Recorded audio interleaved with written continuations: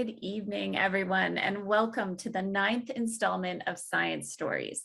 This speaker series highlights the work of science writers, illustrators, and other creatives who bring science to life through storytelling. It is brought to you by the McMaster Alumni Association and the School of Interdisciplinary Science. I'm Katie Moisse, assistant professor in the school and your host for tonight's event.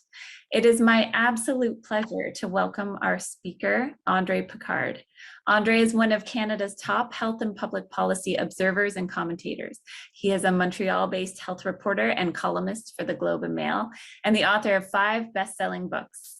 In his latest book, Neglected No More, André reveals in horrifying detail the full extent of the crisis in elder care and offers an urgently needed prescription to fix a broken system.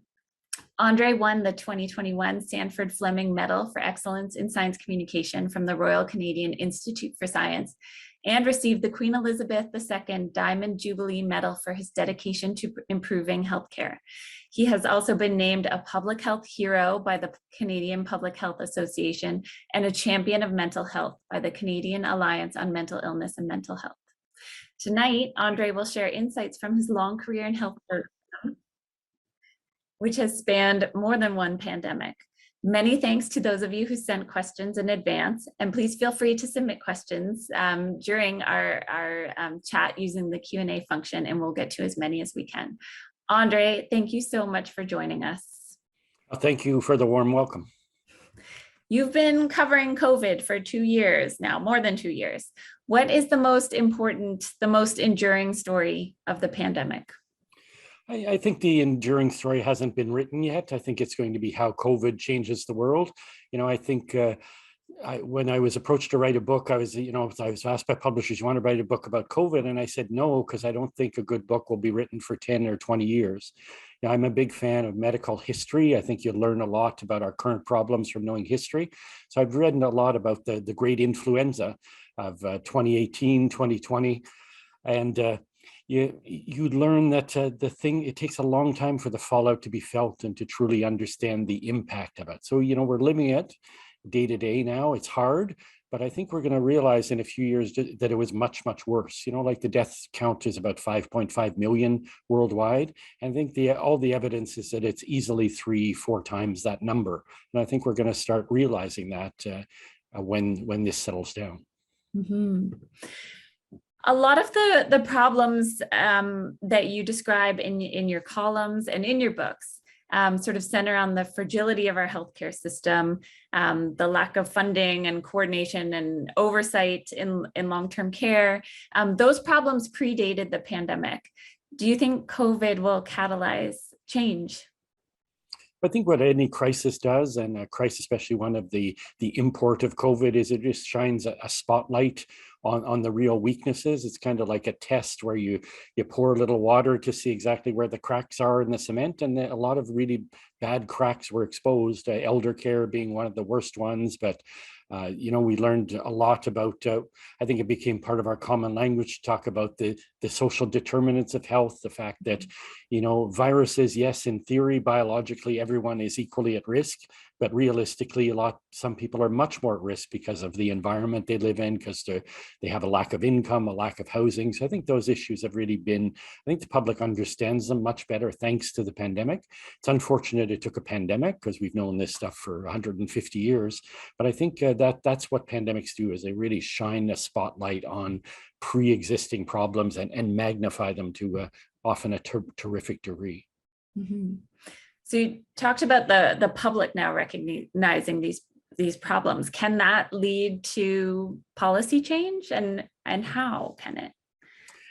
Yeah, so I think how the public influences policy is a very complicated equation that we don't really understand.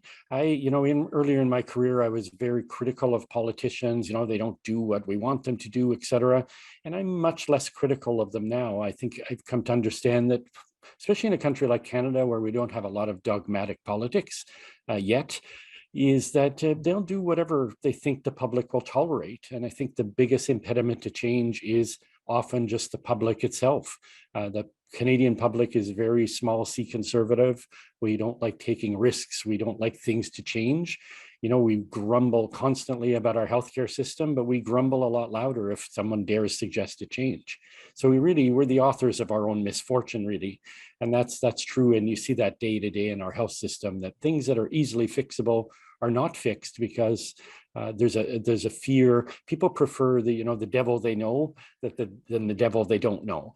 So it kind of keeps us stuck in place, unfortunately, this conservatism that we have that's really profound. I often say we're prisoners of our history. We really, we love Medicare, we mythologize it, and that holds us back a lot as well.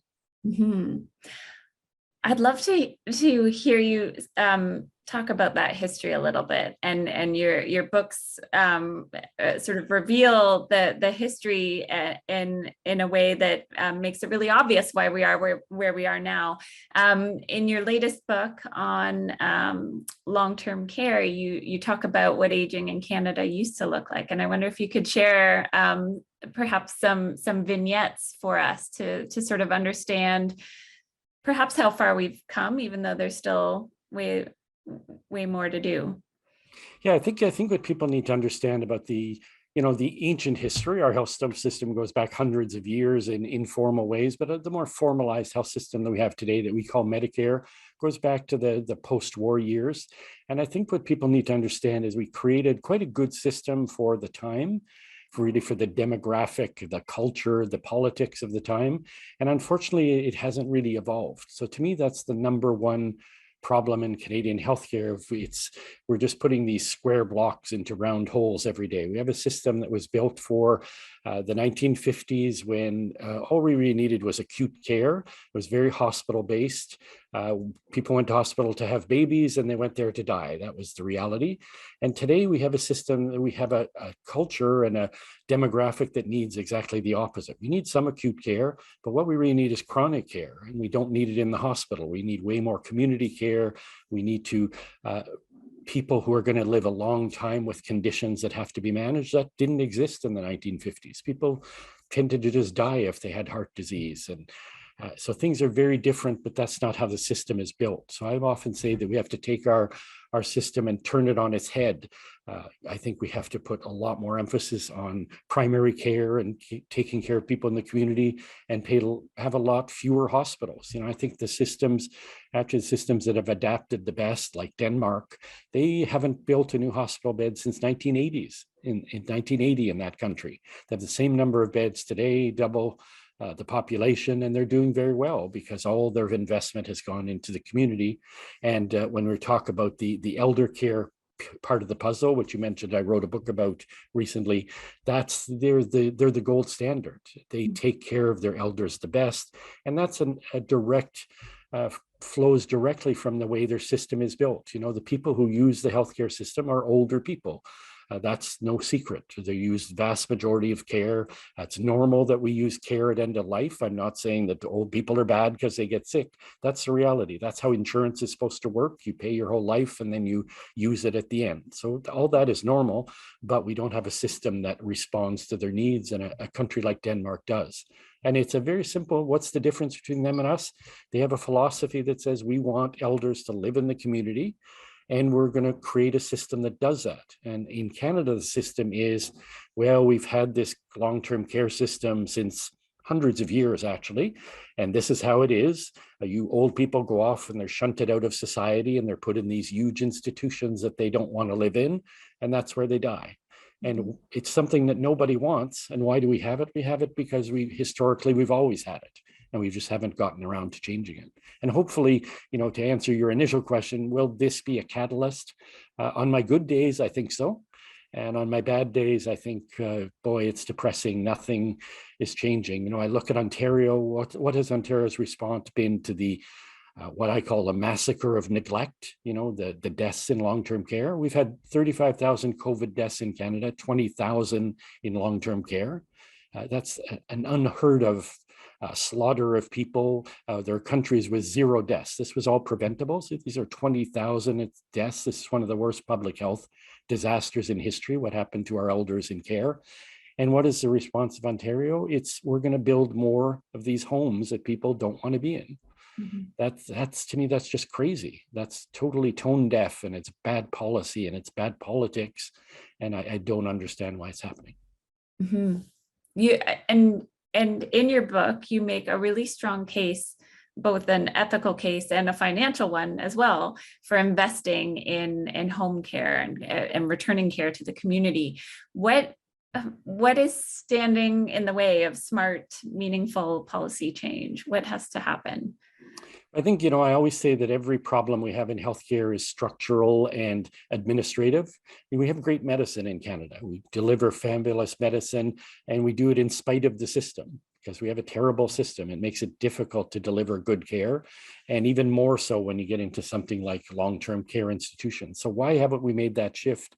I think it's just because all the policy is about by default sending people to institutions. It's really hard to get our we have a lot of home care in Canada, but home care is really an adjunct of hospitals. It's just a way of people getting out of hospital sooner and giving them a couple of weeks of care and then moving on to someone else.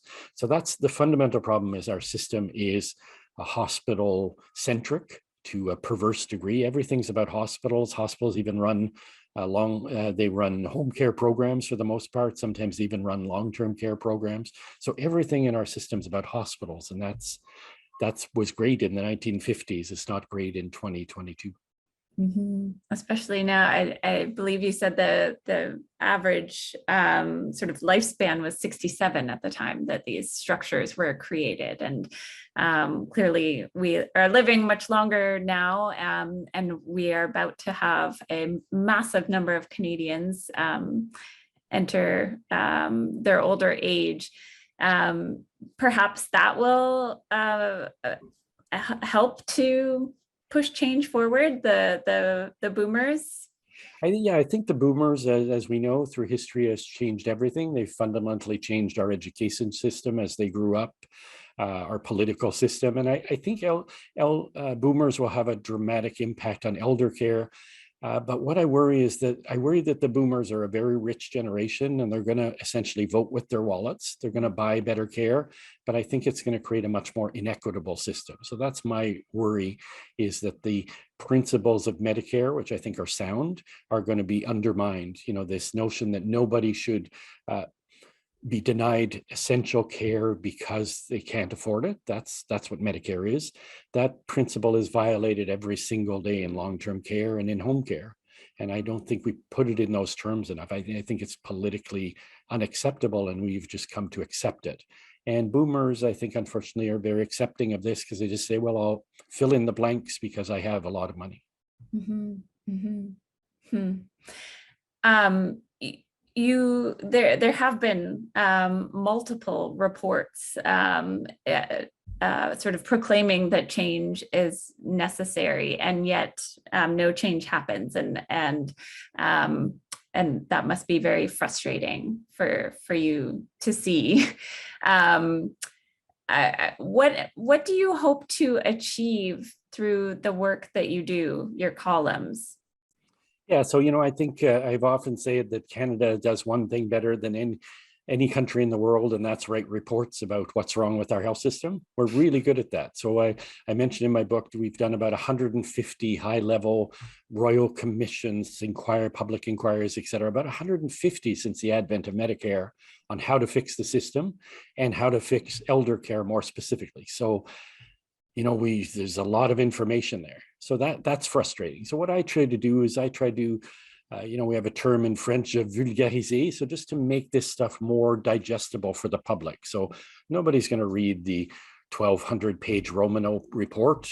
God bless his soul, wonderful report, but nobody's going to read that. So it's up to people like me to, summarize that in a 700-word column. And here's the essence of what we should take from that and what we should do. So I think that's the role of journalists, is to make this stuff more digestible. Now, these reports are well-meaning. They're good. There's fabulous recommendations. So on my good days, again, I say, that's what gives me hope, is we know all the problems and we know all the solutions. Like, we have fabulous reports. We have these blueprints, and all we really have to do is very, very little action to implement them. So if we really want to, we could bring about dramatic change in very short order. And I know the people, the immediate thing they think when I say that is, well, it costs a lot of money. And that's true, but all this is affordable. We spend a lot of money. We spend about $37 billion a year on elder care right now, and we spend it very inefficiently. So we could spend a little bit more, and I think we have to spend more, but only because we've underspent for 30 years. We can spend a little bit more and have a dramatically better system. So I don't think money is not an impediment. There was a report from the parliamentary budget officer recently, which didn't get a lot of attention, said the elder care system needs roughly about $37 billion more. And on a budget of 300 million, it's about 4% of the budget, public spending budget more. So that's not outrageous. And then if people want context, I tell them we're spending $1.5 billion a day on COVID. So, well, can we spend 30 billion on our elders compared to that? That's 15 days worth of COVID. Sounds to me like a pretty good investment. So I don't think money's an impediment. I think the will, we're just afraid to go there. People, and there's a lot of nihilism in this field that, like there's so much to do, it's hopeless. And there is a lot to do, but I don't think it's hopeless at all. I think it's a much easier fix than we think. Mm-hmm. Maybe comes back to that small c conservative and just the that incremental change is the more sort of fiscally responsible way. But you're saying what we need is dramatic change, and that will save us in the long run. Yeah, and I think the other part of it is that the incremental change is not fiscally wise because we're wasting so much money. Mm-hmm. We often hear the argument we can't do home care because it's too expensive, but home care costs about the same for the labor. But then you have the institutions, which cost a lot of money. We spend a lot of public dollars on infrastructure that we could be doing that care in people's homes. We could actually get way more bang for our buck by spending the same amount of money on home care. Even if we transferred, say, a third of our long-term care spending to home care, people get dramatically more care. And that's without adding a penny to our budgets. Yeah, and it honors where people want to be as well. Yeah, small detail. Yeah. Yes. You talked about the cost of COVID. We had plenty of questions sent in about how we are going to finance, the pandemic, public healthcare going forward, questions about how we're going to catch up on surgeries. How do we get out of this? Or how do we recover from COVID in terms of healthcare? Yeah, I think there's no question it's going to take a long time. I'm not an economist, paying off the debt, but I think, again, if you read about history, it's very similar to, actually, it's a little higher debt levels than after the Second World War proportionally. So we find a way to, there is going to be an economic surge after COVID. We know that people are going to get back to work, et cetera. The economy is booming now. We can't find people to fill jobs. So I think, some of that debt is going to be paid off because people are working more and paying more taxes. So I don't think it'll be as catastrophic as we think. On the hospital side, again, I think it's about proper management. We're not going to magically solve the surgery backlog, but we do know that some provinces are doing it much better than others. So again, we don't do a good job of that, of learning from one jurisdiction to another. So if you look at BC's waiting lists are a fraction of Ontario's. So why is that? Well, because they were smarter during COVID. Actually, they didn't stop everything. They did more. So a lot of this, hopefully we'll learn the lessons and not repeat them over and over again. But it will catch up, but it's not going to be, we're not going to produce more doctors and nurses magically overnight. We have to find ways to be more efficient. I think the single biggest issue in healthcare today is labor. We know there are grave labor shortages, and the way to solve them is, again, it's not by building more nursing schools. It's about retaining the nurses we have now, and getting back the ones who have given up. So we have to really change the work environment to make it more attractive. And I think that we could literally, we forget this, it's about 250,000 nurses in Canada working, and there's tens of thousands who are qualified who are not working. They're just out there doing other stuff because they're fed up with the system, because the rules are too rigid. We have a lot of older nurses who retire early who don't want to, but we don't allow them to work part-time. There's all kinds of solutions just begging to be implemented, and we have to embrace them. Mm-hmm. What I've really loved about your books, especially, is sort of the historical context for these contemporary challenges. And I want to come back to history for a moment, because you cut your teeth as a health journalist reporting on HIV/AIDS. And I wonder if you could speak to sort of what has changed since then and what stayed the same in terms of public health and reporting on public health as well. Yeah, so that's AIDS is really the arc of my career. I started writing about it actually more than 40 years ago, 1981. I wrote my first AIDS story when I was on a student newspaper, and have continued that throughout. I think a lot has changed. I think, again, we're starting to understand decades later the profound impact that AIDS has had on the world, bad and good. So the good aspects is, I think AIDS brought us really the consumer movement, right? AIDS early on, there were no drugs, there were no treatments. There were mostly affected gay men who tended to be middle class, affluent, very politically savvy, and they really learned how to lobby politicians and make sure they invested in research, et cetera. And that changed the world. Breast cancer activists came out of that. They learned the lesson. A very similar demographic, affluent, middle-aged women who said, "Well, if the gay men can do it, we can do the same. We'll have our marches, the breast cancer marches, et cetera." And it's really changed. It's put a real consumer spin on healthcare, which is good. It, I think, has forced governments to look differently at pandemics. AIDS is still the worst, far worse pandemic than COVID. Roughly, we're up to about 38 million AIDS deaths to date, and 78 million people infected.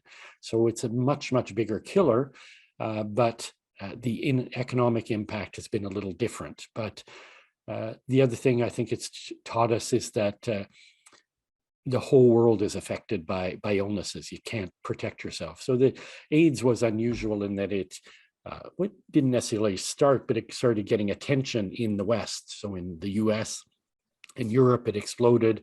And only years later in Africa did we realize the impact, which is far, far greater. But again, when you talk about history, AIDS has had a bigger impact on Africa and devastating its economy than slavery. Like that's the reality. It boggles the mind to try and to understand the impact of it on the continent and on the world. So I think these big pandemics really leave a mark on the planet, but they've left a good mark in a way that we do research differently. The reason we have great COVID vaccines has a lot to do with how we fund AIDS drugs, right? There are programs, a lot of activism about making sure we have differential prices. So people pay different price for vaccines in Africa than they pay in North America. That's all because of AIDS and activism. So there's a lot of ripple effects that we've benefited from. Mm-hmm. Mm-hmm. A lot of lessons. You are a health reporter and a columnist for the Globe. I wonder if you could explain the difference between these two types of journalism. Yeah, so a journalist reports. I want to say objectively, but we don't, that terminology has kind of gone out of fashion. We realize that we're humans, we have opinions, we have biases. But the word I use, and when I teach journalism students, I say we try and report fairly. So you try and give a fair representation of a story. So say I'm writing about COVID vaccine. I want to know what are the statistics, who's using it. So, the essence of every story and of every good health story is having a person. So you bring this to life, you have data, and then you have a policy element to it, and hopefully a solution. If a story doesn't have a solution or an issue that has to be resolved, it's not ultimately that important. So you have those three elements. So you tell stories with the purpose of, exposing a policy or a policy failure. We tend to write about negative things as journalists. We try to expose failings rather than write about good things, but we do a little bit of that. So that's a story. An opinion writer is a little different. You take that same story and then you put a more critical eye on it.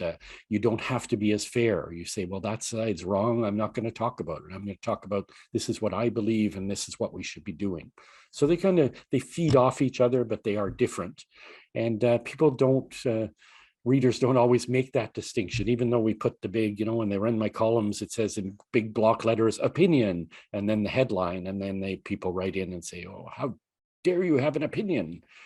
Why? That's not a fair story. And I say, no, fair is my colleague who wrote about this a week ago, and I'm pontificating about it. So there's a distinction, but they both have an important role. Mm-hmm. And they're both reported. They're both evidence-based.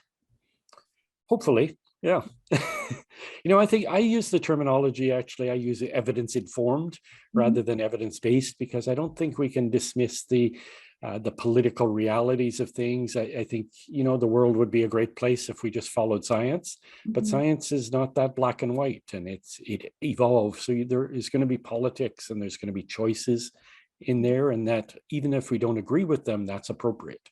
And hopefully we make wise political choices based on science, but scientists don't run the world, for better or worse. We may not agree with opinions. I suspect you've had some folks not agree with your opinions. Can you tell us a little bit about that and I guess the part of your job that is navigating that? Yeah, that's changed a lot over the years with social media. That's really changed the equation, where people can just vent their views anonymously. It's made it very much nastier. There's a lot of nasty commentary, name calling, threats, etc. And most of all, I think most journalists, we just try and dismiss it. Like I don't mind criticism. I don't mind people taking issue with what I write. When they do it anonymously and it's clear they haven't read what you write, I have less time for that. So there's a lot of that. There's a lot of just partisanship now and just anonymous hate, just often for dogmatic reasons. People I know have not read beyond the headline, because a lot of my stuff happens to be paywalled. And when I'm getting stuff from, the rural Florida criticizing my column, I'm pretty sure they're not Globe subscribers. So I kind of dismiss that stuff. But yeah, the whole commentary part of the business has changed a lot over the years. I always say I do get a lot of critical email, tweets, etc. But I have it easy. I'm an old white guy. My colleagues have it much worse. The people who hate tend to be more hateful towards people of color and women, people who are gay or transgendered. So it's really it's a streak of hatred in society that's really disturbing, and I don't get the worst of it. And what I try to do in that case, and I think as we do as journalists, is try and support each other, because we know some people get it much, much worse than others. And we try to reach out to, especially to younger women. Journalists really have it. It's just awful, the mail and the criticism they get. It's very personal and very hateful and misogynist.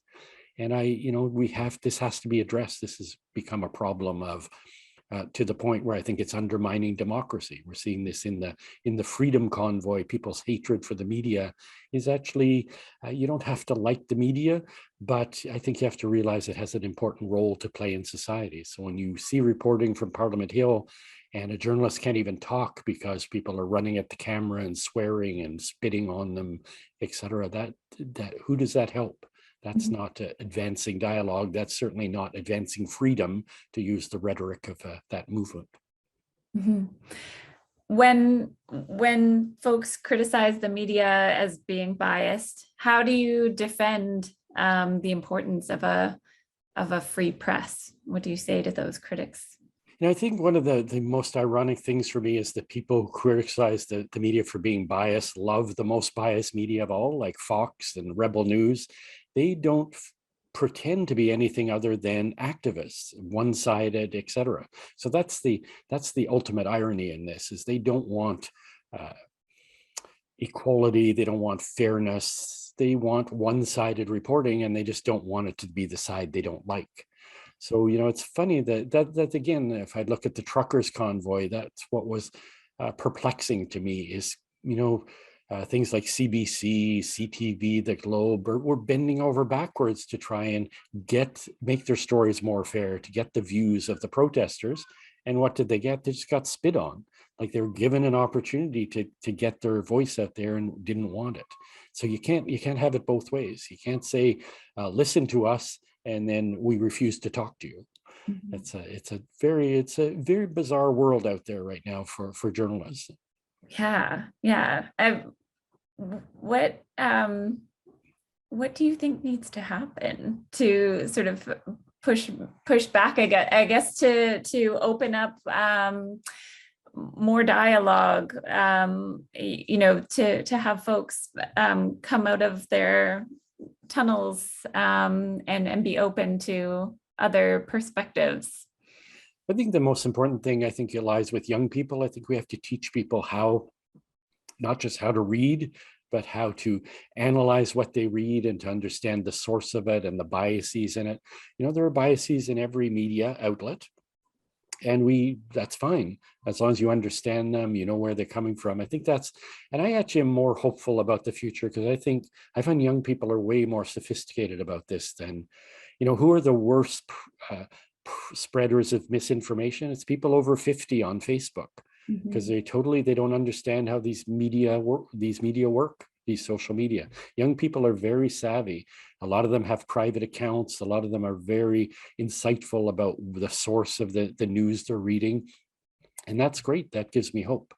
On your larger question, I think this notion of having a press that's sort of on the one hand, but on the other hand, that's actually a very short-lived thing. That hasn't been around a long time. For many centuries, we had very partisan press. You had your Tory paper and you had your Liberal paper.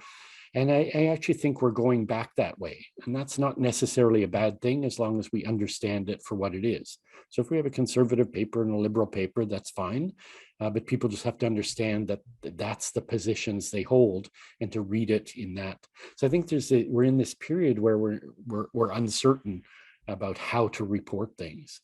And it's interesting. And then the whole issue of the media is changing profoundly for financial reasons. Papers are not profitable like they used to be. We actually have a lot less news than we used to, because you can get that for free online, and that's where people have to learn to sort the wheat from the chaff, and there's a lot of chaff out there. So newspapers are going more to opinion and analysis to help people understand what's out there, to give them that analysis. And most people will, I think, gravitate to something with the political spin they like. And again, that's not a bad thing, as long as it's clear. Yeah, as long as you understand what it is you're getting. Can you tell us about maybe one of your most controversial columns, one that generated, I guess, a lot of discussion? I think the one, if we're talking about the pandemic, I wrote it was coming up to the anniversary of this piece, but it was right. I think it hit it. It was just the timing was right. This was sort of when the pandemic really sunk into the public consciousness in Canada. It was the first week of March, where numbers were really starting to rise. We had the first death. And I wrote a column which the Globe ran on the front page for people who still read the Dead Tree edition. That's still, it's still a meaningful space, that front page of the Globe. My columns don't usually run on the front. So it was kind of a way of saying this is important. And the headline of that was "Shut It Down." And that was actually, that's, I think, one of the most read pieces ever in the Globe, actually, not just one of the columns I wrote, but I think it just kind of captured the zeitgeist of the moment, just saying, like, what people were just fearful. What are we going to do? And I think for me, that got a tremendous amount of response, both good and bad, where people said, yeah, that's what we have to do. We have to lock down society. This is how we respond to a pandemic.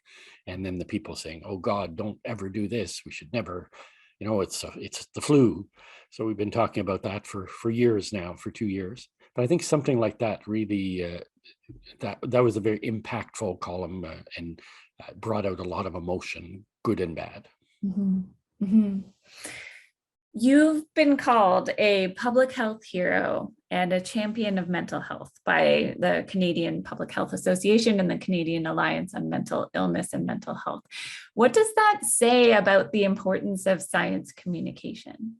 I was going to say first, I've been called a lot worse things by other people too, but we can save those for later. That's another question. Yeah, no, I think it is. I think the media is very important for public discussion, for democracy, for challenging what's going on. I think I've been very lucky to get a lot of these honors and kudos, but I always, when I do get them, I always remind people I have a very niche place in the media world. You know, I don't write, I'm not a medical reporter. I really write about health policy.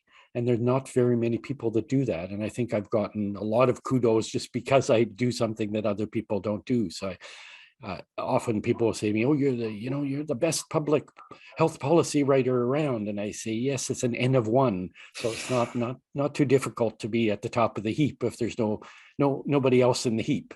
But I think it's just a reminder, to me, it's a reminder of the larger issue that policy is really important and we take it for granted. We don't recognize how much policies that governments implement matter in our daily lives. They matter in every single thing that we do, and we kind of take them for granted until they harm us or inconvenience us in a very bad way. And then we get outraged and we're like, oh, why didn't people pay more attention to that policy?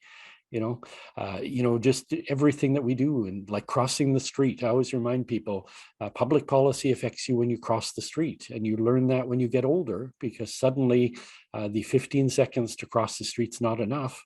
And that literally keeps people from leaving their home because they're older and they need 30 seconds. So the most mundane things like the crossing light, these have really an impact on people's lives, and it just ripples from there. Everything does affect our health. And that's, again, the other aspect of what I write about, I think, is that ultimately everything's about health, right? Everything we do in daily life is going to have some health impact. So I try and write from that perspective. Mm-hmm. Yeah.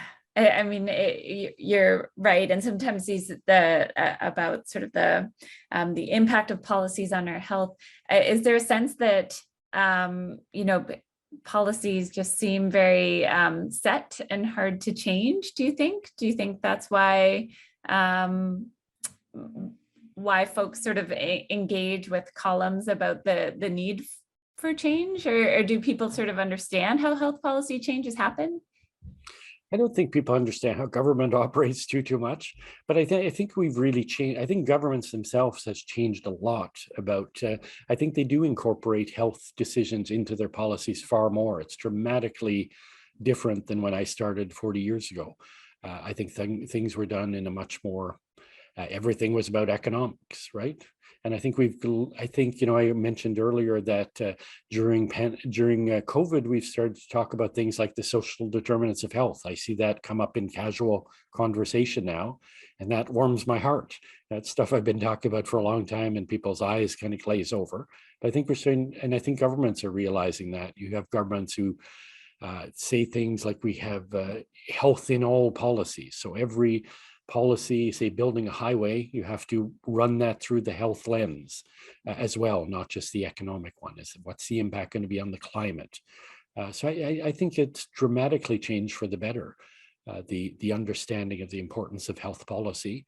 But I think the public still doesn't, and this is not a criticism, I think we probably shouldn't think about this stuff. We have better things to think about in our daily lives. But I think when we do have problems, we have to think about that more. What's the policy that could change this, could make life better for me or for someone else? Mm-hmm. Several folks submitted questions sort of along the lines of, is there anything that everyday citizens was one term and students was another can do to help inspire healthcare reform in Canada? Yeah, I think people have a lot more power than they realized. I said this earlier. I used to be very critical of politicians, but I do think politicians lead from behind. And that's not inappropriate. But I think the politicians in Canada tend to be pretty non-dogmatic, not overly partisan. And if they think the public will want something, they'll do it.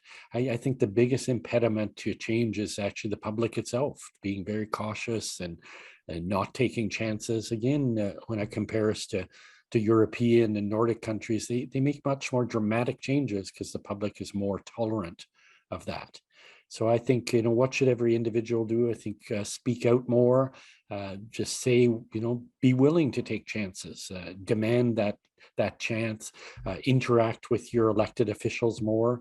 They hear a lot from, politicians hear a lot from the same tiny minority of people. A lot of more people should contact their MPs and MPPs and tell them what they think, setting up groups, little groups. Again, I think young people are really brilliant about this. I think they are really changing politics. We're seeing this with climate change. Young people just don't sit back anymore and say, I'm going to join the NDP or the Liberals. They create a group and they, create pressure, that like the Greta Thunbergs of the world, just I'm going to go out there and I'm going to do my strike and I'm going to get some attention and others are going to follow, and becomes a powerful force globally. And we have lots of, I talk to young people all the time like that in Canada who are doing all this amazing stuff. And I think there's a lot more grassroots activity than people can do. I think a lot of us just kind of sit, and then this is more my generation I'm criticizing, a lot of us sit back and kvetch about, this is terrible.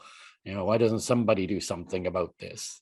And I think we have to kind of get off our butts a lot more and get angry or take, there's a lot of anger out there, but maybe direct our anger in a more positive fashion. Mm-hmm. Very inspiring words. There are quite a few scientists and science students in the audience tonight. And you have a lot of experience interviewing experts. And I wonder if you could share some key traits of a good source as sort of tips for the science communicator, the folks in the audience hoping to improve their science communication skills and their skills at working with the media. Yeah, I think there's a couple of things. I think the one is first, don't buy into the stereotype. There's a stereotype that, scientists can't communicate, and it's not true. Many scientists are excellent communicators. It's, I think, kind of across society. Some people are good at explaining things and some are less good. And so it's this notion that scientists all fall in the less good category is simply not true. So if you have that natural talent, use it more. If you don't have it, to do a little bit of practicing and listening to advice like I'll give. And what advice do I give when I talk to groups and scientists? I say, like, just be yourself is the important one. The reason people are scientists is almost about 99% of the time because they're passionate about something. It may be a nerdy thing they're passionate about, but there's nothing that's better than having a passion for something than getting across that in an interview. Just talk about why you like things.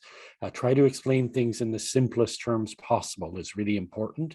I always use the old, how do you explain this to your mother question, and that works for me fairly well, except one time someone told me my mother has a PhD in botany. So I would tell her, and I was like, yeah, forget about that. I don't know. So how would you tell your neighbor? So just trying to say things in the simplest terms.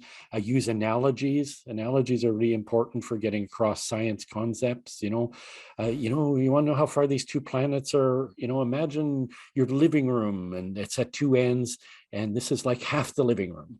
You give analogies and context for people. I think another thing is don't assume people know a lot. Often, and I think that's I'd say one of the best traits of journalists is we're kind of ignorant, right? I ask the question, I don't have any idea what that is. Tell me what that is. What is a T cell? And they go, people often sort of take that for granted. Oh, well, actually a T cell is. And then that's really important to just do the basic teachings via journalists. So I think journalists can do a lot of that, and it's up to the journalist to package that in a way that's more comprehensible. But I think, and the other part of the final advice I would give is just get out there and talk about your stuff. A lot of people are just scared of, the big bad media. They're going to not understand. They're going to misrepresent what I say. And I think, if you look, there's actually been lots of polling about this from Nature and Scientific American. And it's interesting that the vast majority of scientists are actually very happy with the coverage they get. surprise, and they're surprised by it. They're like, hey, they took the time to listen and they got across my point. So I think there's not, you have to dispense with this idea that there's a malice that the journalist wants to make you look bad. I think journalists are like scientists in that they're curious and they want to get something across. And so, yeah, do we get things wrong? Sometimes, yes, but sometimes it wasn't explained well enough. Sometimes we didn't do our homework, but don't give up on it. I think keep at it. And I think it's more and more important to careers.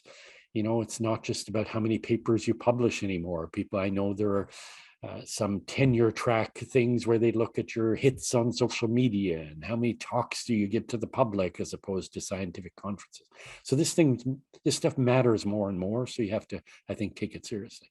So sorry for the long answer, but. And that was a great answer. So many good tips in there. Thank you so much. I love that you said scientists and journalists are similar in sort of their curiosity. And I think both groups too have sort of always faced skepticism, but maybe it feels like there's more skepticism now than ever before. Would you agree with that? And why do you think that's happening for both scientists and journalists alike? I think skepticism is a good thing. It's something, it's sort of the stock and trade of journalists.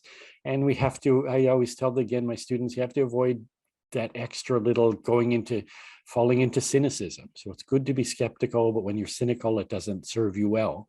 You don't stop listening. I think the problem in society now is not so much skepticism, it's distrust, which is much worse. I think people have lost trust in institutions. This notion that being an expert is somehow a bad thing. Again, that's puzzling. We should look to experts for all kinds of things, for guidance. And so this whole distrust in institutions, I understand where some of it has come from. Some institutions have abused their powers and their trust and cheated people and misled them. So there's a reason there's a lot of mistrust, especially in politics, especially in US politics, which is probably the most corrupt institution on earth. It's depressing, and it's had a ripple effect on everything, that people don't trust anything anymore. But we have to find a way to combat that. I'm not sure exactly how. I think we just have to keep hammering away with good information, not fall into the trap of believing that because 10,000 people on social media are saying something, that it's actually 10,000 people and not 2 people and with their bots. So I think we have to try and keep that perspective, kind of keep hammering away. I do think when it comes down to it, most people are pretty sensible and they want good information, and we have to win back that trust. Some of it is justified and some of it is way over the top, but we have to keep working on getting the trust back, and nowhere more so than in science, which has become so integral to our daily lives now. Mm-hmm. Yeah, never before has science been front page news for so long. There are some questions, so I want to just flag, we have about 10 minutes. So if you do have questions, please feel free to drop them in the Q&A and we'll get to as many as we can. I see a lot of folks sort of wondering how we can keep the issue of healthcare reform, particularly around long-term care and home care, at the front of the news cycle leading into the provincial election. How can we? And I guess my follow-up to that is, are we readers losing interest in COVID and long-term care and things like that, or are we not? Is the appetite still there? Yeah, I hope we're not losing interest. So how can we keep it at the forefront? And I've said this all along, even when we had very high death rates, it's not just about dying. We have to write about people, the conditions in which people are living, and they're just not acceptable. So I think we have to keep hammering away. It's really important for media to just tell these stories of people, how they live. I think the public, again, has to be much more demanding of politicians. If you look at the polls, 90% of people do not ever want to go to a long-term care home. So why do we have a wait list of 35,000 people in Ontario to go to a long-term care home? There's a total fundamental disconnect there, and the disconnect is systemic. So people have to say, listen, that's not where I want my health dollars spent. I want them spent on home care. I want them spent on supportive housing. etc. Things that will keep me in the community, Meals on Wheels. These are all, we have to invest in. I always say there's this middle ground between living healthily in the community and living in a long-term care home. And we have to do everything in that middle to prevent people from going there. It doesn't mean we don't need long-term care homes. We absolutely do for some people, like people with advanced dementia who wander. They need that protection, but they don't have to be in homes that are 300 beds that look like prisons. They can be in more home-like facilities. So I think the public just has to hammer away, insist on how this is how I want to age.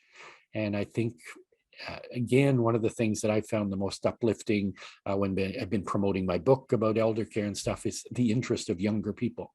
Like a lot of younger people are just saying, the way I see my grandmother living sickens me, and I don't want to see that for my parents or for me. And I think they're going to really demand change, and they're going to get it. But the question is, how quickly can it come, and how can we do it in an equitable fashion, et cetera? Mm-hmm. Mm-hmm. I see a lot of questions about how do we go Denmark? That's coming up an awful lot. Do you think it can and might happen? Major reform? Well, yeah, Denmark is a really interesting case, right? It's, I said earlier, the gold standard. But what's different from Canada and Denmark? Do they spend more money? No.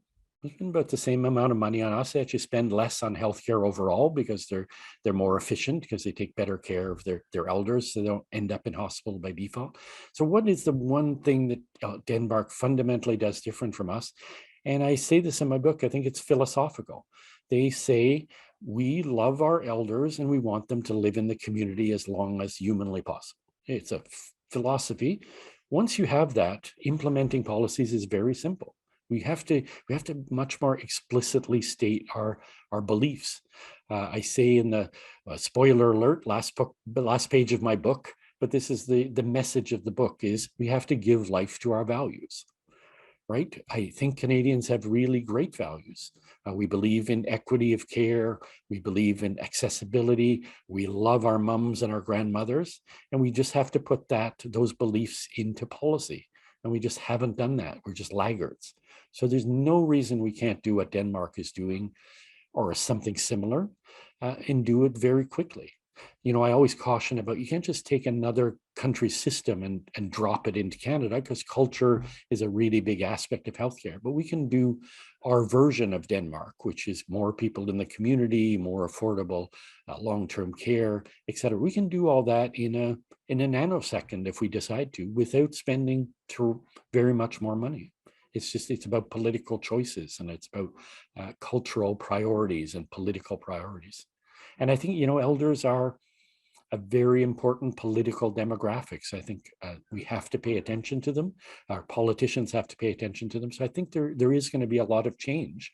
I just hope it's the right kind of change. I hope it's not I hope it's not what Ontario is doing, which is something's not working, so we're going to give you more of it. Or, we're just going to try and pump in more beds, and you'll get, it's not what you really want, but it's better than nothing. And I don't think that's good enough. We have to do something much more dramatic.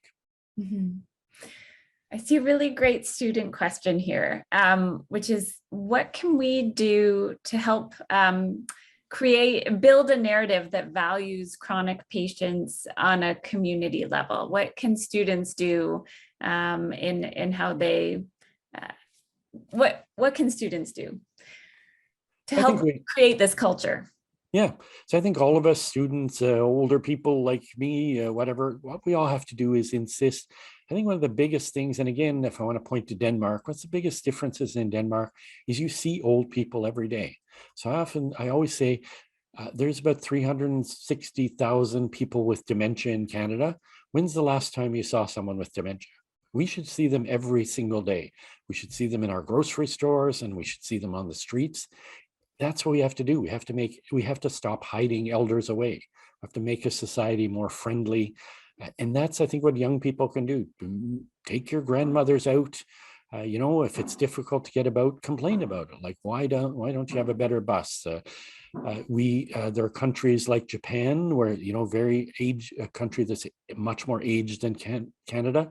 Every grocery store clerk is trained. How do you deal with someone who comes in and says, I'm buying this, but I don't know what money is? And they are trained. Oh, well, thank you for coming in. We're going to get you some help. Let me go get a clerk. And they get them their food and they get their number and they make sure they get back to their home. These are little things. It's just about making sure that people are accepted in society. And I think, and that visibility, I think, creates like a snowball. We're going to have better services when people are visible. It's the invisibility of aging that I think is really, really damaging culturally. Mm-hmm. Yes, that's a great response. Another great question here. We've talked a lot about treating disease, responding to healthcare challenges, I suppose. Should we not do more to prevent disease? Yeah, of course we should, but they're not mutually exclusive. We've had tremendous medical advances. I think the biggest issue for me is, we can do more prevention. We can do it across the board, but we have to stop doing so much over treatment. I think that we have a real epidemic of over treatment in our system. It's worse in the US, but in Canada, it's bad. I again have the privilege of talking to a lot of older people, a lot of people at end of life. And a 95-year-old doesn't want a new hip. A 95-year-old, with the risk of anesthesia and recovery, a 95-year-old wants to spend another week with their grandchildren. That's what they want. We have to start listening to people's, older people are not afraid of dying. They're not afraid of talking about death. Nobody wants to talk about with them. They know they're going to die. We should talk about them and understand what they want. Like, so many people are just over treated to death at the end of life. Their final days and months could be so much better if they were just spent with their families rather than getting all these tubes plugged into them. So I think, to me, that's a much bigger issue, is over treatment than lack of prevention. But we can do a lot of prevention stuff. But I'm not a big fan of, well, we have to eat more blueberries and we'll all be magically healthier. I think there's a lot of bunk there. But I think we can, to me, prevention is like smoking cessation. We've done a tremendous amount. Smoking rates are a fraction of when I started 40 years ago. That's a great success story. So things like that, yes. But the whole nutrition stuff, I think a lot of that is overblown. And I think the greatest prevention measures are economic. I think people often ask me, I didn't get this question today, but people often ask me, if you had $1 billion to invest in healthcare today, an extra, where would you spend it? And I always say I wouldn't spend it in healthcare. I would spend it on childcare. A child who's well taken care of is going to be way healthier 60 years later. We know that. That's a fact. Feed our kids in daycare, have good childcare. That's a great prevention method. Make sure everybody has a good education, have an income. Everybody have a decent basic income. All these things are the best prevention measures. They have nothing to do with medicine. They have everything to do with culture and economics. Mm-hmm. We have time for one last question, and you mentioned it being a privilege to speak with the folks that you get to talk to. It sounds like your job in many ways is very, very challenging, but I can tell that you also love it very much. Can you tell us, the most rewarding part of your job? I think there's no question the most rewarding part is you do get to share in some of the most intimate aspects of people's lives. Just being trusted to tell someone's story, I think, is a great privilege. I get to spend time with people. Some of the most memorable stories I've done are just spending a time, a few days in someone's home who's taking care of a loved one with dementia, just seeing the everyday challenges, and you come to understand that what really matters to people is little things, just those moments of that moment of clarity when the person with dementia recognizes you again or remembers your child. Those things are so precious. So to be a witness to that, I've been at the bedside when people die. I've been allowed, that's a great privilege to see that, to be in someone's intimacy to that degree. So all this stuff is wonderful, and as journalists, as science and health journalists particularly, we get to see and experience stuff that's really, really special.